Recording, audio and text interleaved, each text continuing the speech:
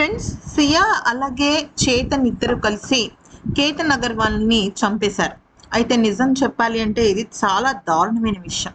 ఒక్క మాటలో మనం మాట్లాడాలి అంటే ఎవ్వరు కూడా ఇది క్షమించరాని నేరంగానే భావిస్తున్నారు. ఎందుకంటే ఇమ్మీడియట్గా ఆ సియాని, ఆ చేతన్ చౌదరిని ఇద్దరిని ఉరి తీసేయాలని ప్రతి ఒక్కరు కోరుకుంటున్నారు. ఎందుకనంటే పెళ్లి ఇంకా కాలేదు, పెళ్లి చేసుకోవడం ఇష్టం లేదు అన్నప్పుడు నిజంగా చెప్పాలి అంటే ఇంకా 6 నెలల టైం ఉంది దగ్గర దగ్గర. అంటే నవంబర్లో వాళ్ళ పెళ్లి కుదిరింది, ఇది ఇంకా జూన్ అనుకోవచ్చు. So July, August, September, October ఇన్ని నెలలు ఉన్నా కూడా నాకు అంటే ఇష్టం లేదు, నేను పెళ్లి చేసుకోనని చెప్పేసి పెద్దల్ని పక్కన పెట్టేసి ఆమె వెళ్ళిపోవచ్చు, వాళ్ళిద్దరు మేజర్లే కాబట్టి.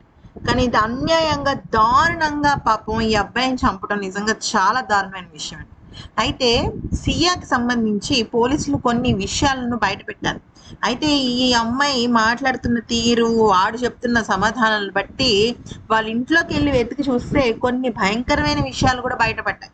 అయితే ఈ అమ్మాయి దాదాపుగా వీళ్ళిద్దరు ఎంగేజ్మెంట్ పూర్తయిన తర్వాత నుంచి కూడా ఏమని ఎతుకుతోందంటే గూగుల్లో ఒక మనిషిని ఎలా చంపాలి, ఒక మనిషిని ఏ రకంగా దూరం పెట్టాలి, పెళ్లి నుంచి ఎలా ఎస్కేప్ అవ్వాలి, ఇలాగా రకరకాలుగా అనమాట.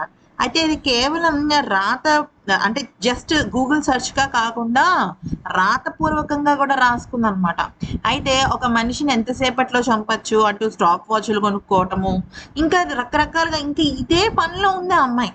అంటే ఫస్ట్ నుంచి కూడా ఈ అబ్బాయిని దూరం చేసుకోవాలి అంటే ఆ అబ్బాయిని చంపటమే పరిష్కారంగా భావించింది.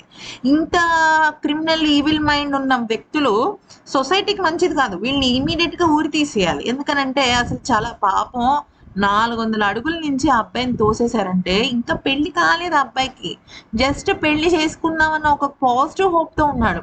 పైగా ఎంత మంచి అబ్బాయి అంటే ఈ రోజుల్లో ఇటువంటి అబ్బాయిని మనం చూడలేం.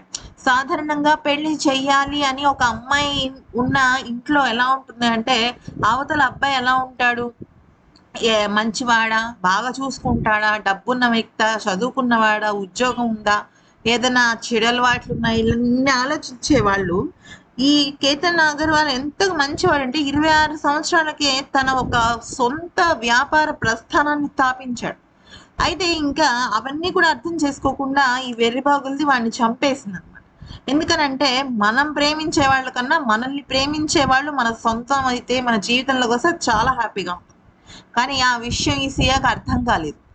అర్థం కాకుండా నువ్వంటే నాకు ఇష్టం లేదు అని చెప్పింది అని ఆల్రెడీ ఆమె వాగ్మూలం ఇచ్చింది. కానీ ఒకవేళ అబ్బాయి వినకపోతే సరే నేనైతే నిన్ను పెళ్లి చేసుకోవట్లేదని అట్లీస్ట్ వాళ్ళ ఫ్యామిలీని ఎదిరించాలి. ఇప్పుడు చూడండి, మొత్తం ఫ్యామిలీ మొత్తం ఈ అమ్మాయి విషయంలో ఎంత బాధగా ఫీల్ అవుతున్నారు.